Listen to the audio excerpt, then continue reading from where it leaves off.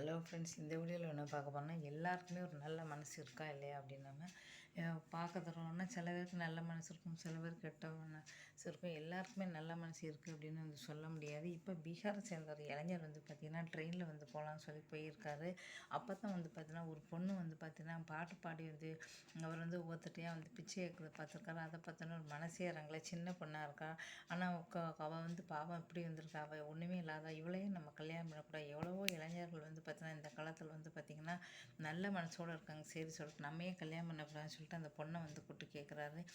எனக்கு யாருமே இல்லை அப்படின்னு சொல்கிறாங்க, நீ என் கூட வா அப்படி சொல்லி கூட்டிகிட்டு போயிடுறாரு. நேராக அம்மா அப்பா வந்து வீட்டுக்கு வந்தோடனே யார் இவ அப்படி கேட்குறாரு. அவர்கிட்ட வந்து சொல்கிறாங்க, யாருமே இல்லை, இவளை கூட்டிகிட்டு வந்துட்டேன், நான் இவ்வளோ தான் கல்யாணம் பண்ணிக்க போகிறேன். இதை கேட்டு அவங்க அம்மா அப்பா வந்து எதுவுமே சொல்ல, ஒரு நல்ல மனசு யாருக்கு வரும்னு சொல்லி சரி சொல்லிட்டாங்க.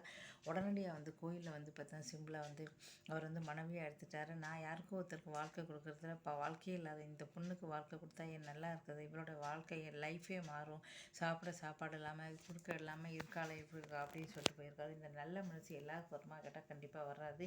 ஆனால் லட்சக்கணக்கில் வந்து நகையும் பணமும் அது இதுன்னு வாங்கிட்டு எத்தனையோ இடத்துல நம்ம பார்க்குறோம்.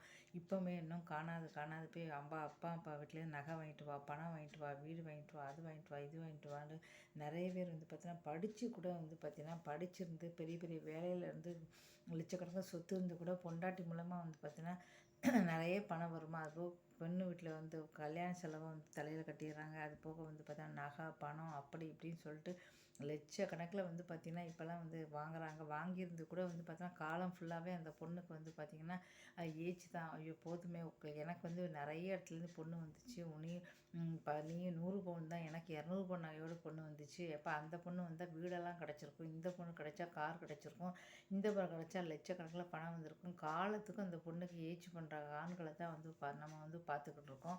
இப்போ அது கிடைக்குமே இது கிடைக்குமே, வயசான காலத்தில் கூட வந்து பார்த்தா இன்னும் அம்மா வீட்டிலேருந்து எதாவது வாங்கிட்டு வர முடியாதா, அது வாங்கிட்டு வா இது வாங்கிட்டு வா அப்படின்னு வந்து திருப்தியே இல்லாத ஆண்களை கூட தான் நம்ம வந்து பார்த்துக்கிட்டே இருக்கோம்.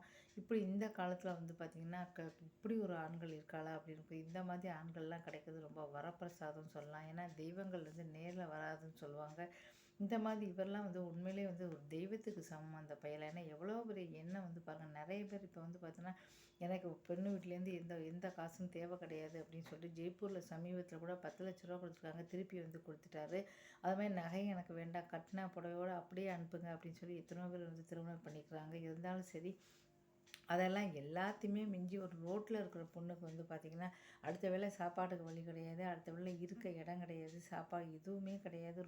ட்ரெயினில் வந்து பார்த்தீங்கன்னா 4 பேர்கிட்ட பைசா கேட்ட அந்த பொண்ணை வந்து கல்யாணம் பண்ணிட்டு இவரை மாதிரி வந்து பார்த்திங்கன்னா ஆண்கள் வந்து பார்த்திங்கன்னா சமூகத்தினுடைய வந்து பார்த்திங்கன்னா தூண்கள்னு சொல்லலாம். இந்த மாதிரி நிறைய ஆண்கள் வந்து கண்டிப்பாக வந்து முன்னேறணும்.